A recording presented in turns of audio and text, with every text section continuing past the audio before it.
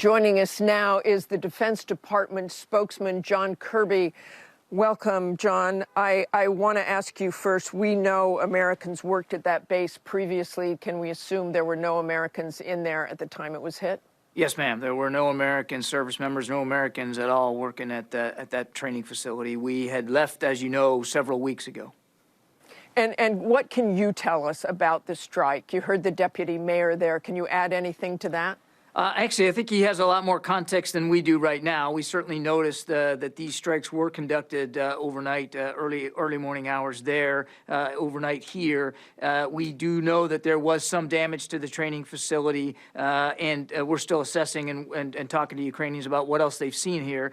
Look, this is the third now military facility or airfield that the Russians have struck in western Ukraine in just the last couple of days. So clearly, at least from an airstrike perspective, they're broadening their target sets. And Ukraine's defense minister called this a terror attack near the NATO border, saying action must be taken to stop this, close the sky. Could a no-fly zone could have stopped this? No, I don't think so, Martha. Look, I mean, no-fly zone has a nice air policing kind of sound to it, but I participated in one as a young officer on an aircraft carrier way back in the early 90s. It is combat. You have to be willing to shoot and to be shot at. President Biden has made it clear that U.S. troops are not going to be fighting in Ukraine. And there's a good reason for that, because the United States getting involved in combat in Ukraine right now or over the skies of Ukraine right now leads to war with Russia. And there's very little that you can see that would make sense for this war to be escalated between two nuclear powers. If those attacks on military supply centers cross into Poland, and I know that is a fear, of the United States and the NATO allies, what changes? Kamala Harris just reaffirmed the pledge, the Article 5 pledge to defend NATO members. If they strike in Poland, what happens? Well, look, we take our Article 5 commitment very seriously, and the Vice President was pretty firm about that on a recent visit. So has been Secretary Austin. An armed attack against one is considered an armed attack against all. That is why, Martha, we continue to flow and to move and to reposition forces and capabilities along NATO's eastern flank to make sure that we can defend every inch of NATO territory if we need to. Now, there's no reason we should need to, because there's no reason that there should be war in Ukraine as it is. And we've made it very clear to Russia that NATO territory will be defended not just by the United States, but by our allies. We have a deconfliction mechanism set up so that we can talk to the Russian Ministry of Defense. That system is working, that line is working, and we will absolutely not hesitate to use it if we need to. But this was just 10 miles from that border. I just crossed that border the other day. Doesn't this change the way you look at things? They're getting closer and closer to our NATO allies. I can tell you that we have been consistently concerned about NATO's eastern flank and that airspace and, of course, that ground space on that flank of NATO. And we continue to look for ways to bolster the defenses of our NATO allies. We continue to look for ways to try to protect that airspace. Just a few days ago, as you know, Martha, we repositioned 2 Patriot batteries from Germany into Poland, not far from where you are right now, to make sure that we can absolutely defend that airspace. And give us the big picture here, John. I know we've heard a lot about possible chemical, biological attacks and that the Russians were staging this false flag, trying to say Ukraine is going to do an attack.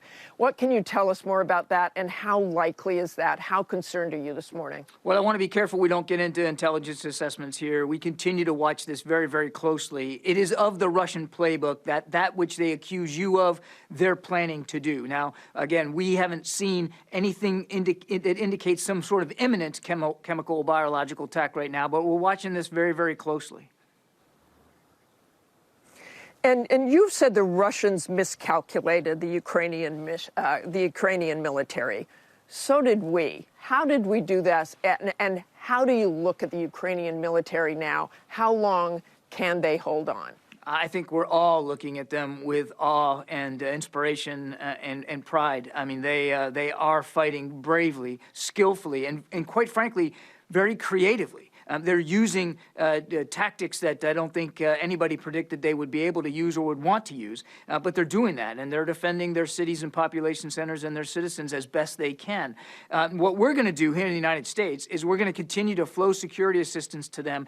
The kinds of things we know they most need, the kinds of things that they're using so well, we're going to continue to help get them into their hands. And we know that it is working, that they are receiving them and they are using them. But you're right. I mean, they have impressed everybody around the world, and certainly they have impressed the Russians, who have been increasingly flummoxed and frustrated about their lack of progress because of this Ukrainian resistance.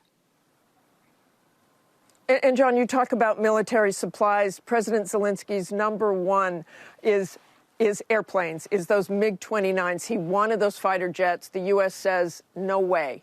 Why not give those to him? What the United States says we weren't interested in exploring, Martha, was a proposal whereby the MiGs would be transferred to the United States and then the United States would give them to Ukraine.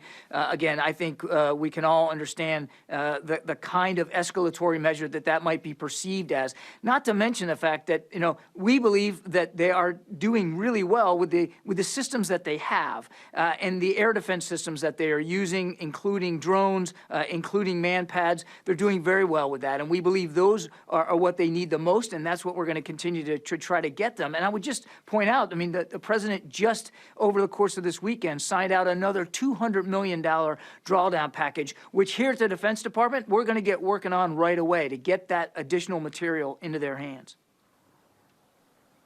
Okay, thanks for joining us this morning, John. My pleasure. Hi, everyone. George Stephanopoulos here. Thanks for checking out the ABC News YouTube channel. If you'd like to get more videos, show highlights, and watch live event coverage, click on the right over here to subscribe to our channel. And don't forget to download the ABC News app for breaking news alerts. Thanks for watching.